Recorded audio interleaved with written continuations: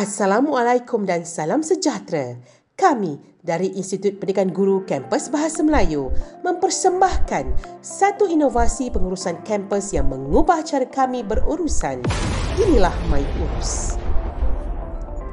Masalah utama kami ialah pengurusan permohonan keluar rasmi, aduan dan tempahan yang manual memakan masa dan sukar dipantau. Dari isu ini, lahirlah idea untuk membangunkan MyUrus, satu sistem digital bersepadu yang bukan sahaja efisien tetapi juga sistematik dan terurus. Ia seiring dengan tema Innovate, Inspire dan Impact. MyUrus dibangunkan secara dalaman oleh Pasukan Inovasi IPG Kampus Bahasa Melayu. Dari lakaran awal hingga ke sistem yang berfungsi sepenuhnya, setiap langkah diuji dengan teliti.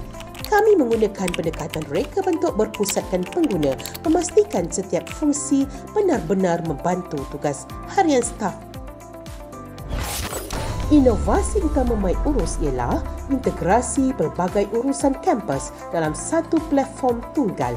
Ia menggunakan teknologi web responsif yang boleh diakses di mana sahaja pada bila-bila masa, tanpa kertas, tanpa kerumitan, hanya kecekapan dan ketelusan.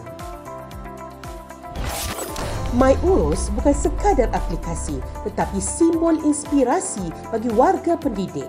Ia membuktikan bahawa kami mampu mencipta penyelesaian digital yang memberi manfaat kepada seluruh komuniti kampus. Kesan MyUrus amat ketara. Ia menjimatkan masa, mengurangkan kos operasi dan meningkatkan keberkesanan perkhidmatan.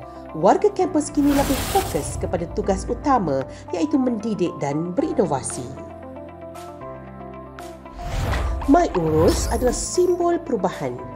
Daripada kelewatan kepada kecekapan, daripada kertas yang membebankan kepada dunia digital yang membebaskan.